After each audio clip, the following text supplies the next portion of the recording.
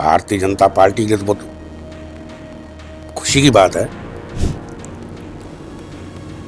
कि ऐसे एजुकेशन में फेलियर विपक्ष के नेता हैं।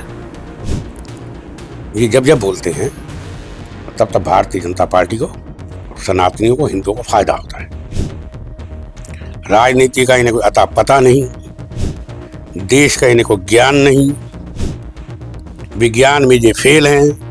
जो कोई बोल देता है वो सिखा देता है, वही भाषा आगे पढ़ देते हैं। और हिंदुस्तान में मत चोरी के अंदर स्पष्ट कह रहा हूँ, अगर कोई सबसे बड़ा डाकू है तो वह पंडित जवाहरलाल नेहरू, देश का प्रथम प्रधानमंत्री। रात 12 बजे सन 1947 को पार्लियामेंट खुलवाकर आधी बत्ती जली आधी बंद में अंधेरे में लाल बहादुर अपना जवाहरलाल नेहरू को शपथ दिला दी। क्यों दिलाई? अगर ये बात चीफ जस्टिस की सुबह अखबारों में पहुंच जाती, जनता तक यह बात पहुंचती, तो कई संगठन इसका विरोध में आ जाते। तब पंडित जवाहरलाल नेहरू देश के प्रधानमंत्री नहीं बन सकते। इसी वजह से रात को शपथ दिलाई गई, सारी हुकूमत इनके हाथ में दे दी गई। ये डाका नहीं है, इन्होंने देश को कंगला कर दिया था। आज तक पूरे इतिहास के अंदर सोना गिरवी गया, इनकी सपोर्ट सरकार थी। सोना गिरवी जाने का देश का मतलब कि देश गिरवी। अरे इन्होंने देश को गिरवी रख दिया। आप इन लोगों की बात कर रहे हैं यार।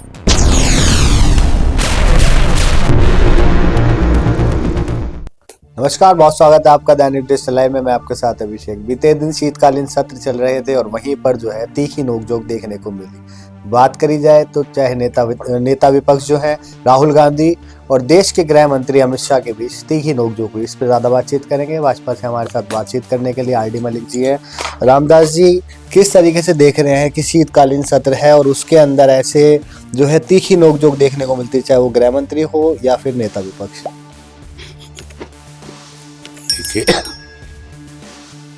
नेता विपक्ष एक बहुत बड़ी जिम्मेदार पद है, बहुत बड़ा जिम्मेदार पद है, जिम्मेदारी भरा पद है। देश की जनता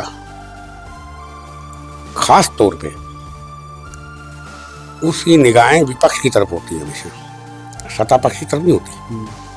सत्ता पक्ष को सत्ता दे चुकी होती है, उसकी कमियों को विपक्ष के नेता, विपक्ष के लोग ढूंढते हैं और सदन में रखते हैं। लेकिन भारतीय जनता पार्टी के लिए तो बहुत खुशी की बात है कि ऐसे एजुकेशन में फेलियर विपक्ष के नेता हैं। ये जब जब बोलते हैं तब तब भारतीय जनता पार्टी को, सनातनियों को, हिंदुओं को फायदा होता है। लेकिन पिता मोह, मातृ मोह, सोनिया जी का मोह इनके प्रति है। उन्हीं के बदौलत ये विपक्ष के नेता बने हुए हैं। राजनीति का इन्हें कोई अता पता नहीं, देश का इन्हें कोई ज्ञान नहीं, विज्ञान में ये फेल हैं। जो कोई बोल देता है वो सिखा देता है, वही भाषा आगे पढ़ देते हैं। अब एक बात देखिए, सरदार मनमोहन सिंह देश में प्रधानमंत्री थे। मंत्रिमंडल ने एक अध्यादेश पास किया था, पारित किया था। दिल्ली के अंदर इनके केंद्रीय मंत्री अजय माकन उसके ऊपर प्रेस कॉन्फ्रेंस कर लेते। मनमोहन सिंह देश के प्रधानमंत्री विदेश में थे। ये कॉन्फ्रेंस के अंदर आए, विपक्ष के नेता राहुल गांधी, अध्यादेश की कॉपी को फाड़ दिया। विश्व के अंदर तब जो कुछ भी नहीं थे, प्रधानमंत्री मंत्रिमंडल के द्वारा पास किया गया अध्यादेश को प्रेस के सामने फाड़ देना कितना बड़ा अपमान था संसद का, मंत्रिमंडल का और प्रधानमंत्री का। तो संसद का तो एक बात, मेरी बात पूरी होने दो। मनमोहन सिंह कितना लज्जित हुए विदेश के अंदर, लेकिन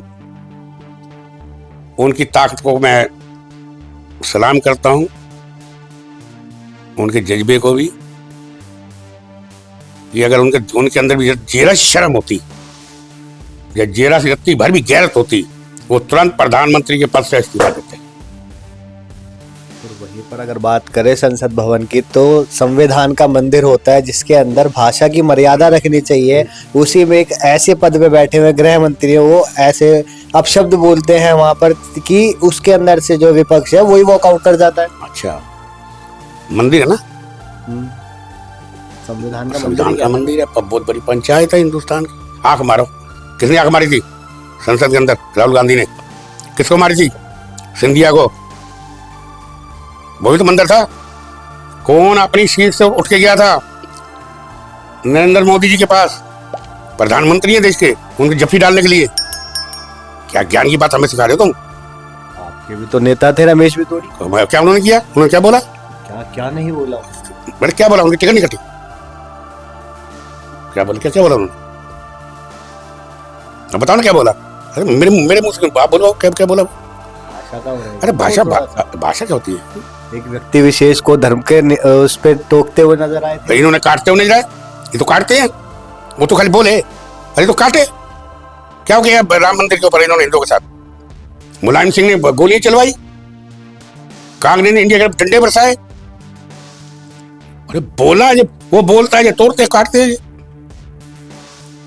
अजीब क्वेश्चन है आपका। और वहीं पर वोट चोरी के ऊपर भी जो है वाद विवाद होते हुए नजर आ रहे हैं। जो कांग्रेस है, चाहे वो अन्य विपक्षी दल हो, वो लगातार ये दावे कर रहे हैं कि वोट चोरी हो रही है, चाहे वो हरियाणा के चुनाव हो, चाहे वो बिहार के चुनाव हो। देखो, एक होता चोर, एक होता महाचोर, एक होता डाकू, एक होता महाडाकू। हिंदुस्तान में चंबल में महाडाकू थे। उनमें सबसे बड़ा डाकू था डाकू मान सिंह। कौन था? और हिंदुस्तान में मत चोरी के अंदर, स्पष्ट कह रहा हूं, अगर सबसे बड़ा डाकू है तो वह है पंडित जवाहरलाल नेहरू, देश का प्रथम प्रधानमंत्री। कैसे देश आजाद हुआ 1947 को, महात्मा गांधी की देखरेख के अंदर हर एक प्रांत के, हिंदुस्तान के जितने प्रांत हैं, 30 प्रांत थे तब, उनके जो मुखिया थे उनको वोट मत देना था। 28 मत पड़े, 28, कि सरदार वल्लभ भाई पटेल को देश का प्रधानमंत्री बनाया जाए। लेकिन इनके अड़ियल रवैये के कारण, क्योंकि ये अंग्रेजों से मिले हुए थे, खुला बोल रहा हूं, सब देश को पता होना चाहिए इतिहास का, इन्होंने जबकि शपथ दिलवानी थी चीफ जस्टिस ऑफ इंडिया ने, तब सर पैट्रिक जैन थे, उनके पास गए कि आप पंडित नेहरू जी को शपथ दिलाइए प्रधानमंत्री को। नहीं, ये देश जाने इस बात को, ये जब जीते इन्होंने पूरे इतिहास को खत्म कर दिया। चीफ जस्टिस ऑफ इंडिया ने पंडित जवाहरलाल नेहरू को प्रधानमंत्री की शपथ दिलाने से इनकार कर दिया। तब महात्मा गांधी जी के कहने पर लॉर्ड माउंटबेटन जनरल गवर्नर से जाके उन्होंने रात के अंधेरे में, रात 12 बजे सन 1947 को पार्लियामेंट खुलवाकर आधी बत्ती जली आधी बंद में, अंधेरे में लाल बहादुर अपना जवाहरलाल नेहरू को शपथ दिला दी। क्यों दिलाई? अगर ये बात चीफ जस्टिस की सुबह अखबारों में पहुंच जाती, जनता तक यह बात पहुंचती, तो कई संगठन इसका विरोध में आ जाते। तब पंडित जवाहरलाल नेहरू देश के प्रधानमंत्री नहीं बन सकते। इसी वजह से रात को शपथ दिलाई गई, सारी हुकूमत इनके हाथ में दे दी गई। ये डाका नहीं है, बताओ यार। मतलब उन्होंने डाका डाला तो ये भी डाका। हाँ, हमने कौन सा डाका डाला? अरे डाका तो डाका, कौन सी चोरी? चोर गद्दी चोर। अरे यार चोर को सुनो, अरे तो बता, इसके आगे सुनो भी करो। जब तक वोटिंग हिंदुस्तान आजाद हुआ, सन 1952 में पहले वोट पड़े, 1952 के अंदर वोटिंग हुई हिंदुस्तान के अंदर, मत पत्रों द्वारा हुई। सरकार इनकी थी क्या? इनकी सरकार की देख के अंदर पंडित जवाहरलाल नेहरू की देख के अंदर चुनाव हुए। मीना का वोट सीना ने डाला, सीना के वोट जीना ने डाला, राम का वोट मोहम्मद ने डाला। आपने ठप्पे लगाते गए, अपने पेटियां भरते गए और चुनाव तक इनके हक में आनी था। आप एक बात बहुत गहराई से सुनिए और इस बात को ध्यान दीजिए। तब से लेकर जब तक टीएन शेषन नहीं थे, ये कांग्रेस पूरी मोहम्मद से आती गई सत्ता में। जब टीएन शेषन जो चुनाव आयुक्त थे, उनका ध्यान इस मुद्दे की तरफ गया, यार ये तो लोकतंत्र के साथ मजाक हो रहा है। तो उन्होंने पहचान पत्र बनवाया, सुझाव रखा इनके आगे कि मत गणना मत जो डलेगा वो मशीन के द्वारा डलेगा। इन्होंने विरोध किया कांग्रेस में। उन्होंने कहा नहीं, आज भी करते हैं। सुनो ना, उन्होंने कहा नहीं, मैं चुनाव आयुक्त भारत सरकार का नहीं हूं, मैं चुनाव आयुक्त भारत का हूं, मेरी चलेगी। ये उन्हीं की देन है। उसके बाद इनकी सरकार आई। देखो बहुत गहराई में जाना पड़ता है। इनको कभी पूर्ण बहुमत नहीं मिला। और दूसरा, देश के हालात पे आ जाओ। चंद्रशेखर थे प्रधानमंत्री, इन्होंने देश को कंगला कर दिया था। आज तक पूरे इतिहास के अंदर सोना गिरवी गया, इनकी सपोर्ट सरकार थी। सोना गिरवी जाने का देश का मतलब देश गिरवी। अरे इन्होंने देश को गिरवी रख दिया। आप इन लोगों की बात कर रहे हैं यार। ये तुष्टीकरण की नीति अपनाते रहे। तब हिंदू, इन्होंने पता क्या कि हिंदुओं को बांटा, सनातन को बांटा। तुम जाट हो, तुम ये हो, तुम इस उससे हो। इन्होंने बांटा, इन्होंने, क्योंकि अंग्रेजों की देन तो है ये। इन्होंने बांट के मत को विभाजित करके मुस्लिम वोटों को और हिंदू वोटों को जात में बांट के सरकारें बनाई। लेकिन जब मुलायम सिंह की सरकार के अंदर सनातनियों के दो बंधु थे, कंधारी बंधु क्या नाम था, दोनों भाई थे, कुठारी बंधु, दोनों को गोलियों से भून दिया गया। कईयों की जाने गई। तब देश का हिंदू जागा, देश का सनातनी जागा। अरे क्या हो रहा है हमारे साथ जी? ऐसे मारा जाता है, ऐसे गोली में क्या क्या मांग रहे थे हम लोग? अरे मंदिर मांग रहे ना हम, भाई हमारा मंदिर बना दो। हमारी मस्जिद बन रही है, हमारे आस्था का कहाँ गए हम? हिंदुस्तान के अंदर नहीं बनाया इन्होंने, गोलियों से बोना। ये इसलिए मैं कह रहा हूं, अब क्या हुआ है? अब मंदिर के नाम पे मान लो संघ जागा। हिंदुओं को एक बहुत संघ की बहुत मेहनत है इसके अंदर। हिंदुओं को, हिंदू और सनातनी का मतलब मैं फिर कह रहा हूं क्या है? सच्चाई। हिंदू सनातन का मतलब है सच्चाई, पर सच्चाई का प्रतीक। जब जब सच्चाई जागती है तो झूठ पराजित होता है। अब बुखलाहट है इनके अंदर। ये मुसलमानों के लिए रोते हैं, दूसरे हमारे हिंदुओं के लिए कभी रोते नहीं है। और मैं अब बड़ी गहराई से कह रहा हूं, अब ये मेरे हिसाब से 50 साल तक तो आने वाले सत्ता में नहीं है, और इनका नामो निशान।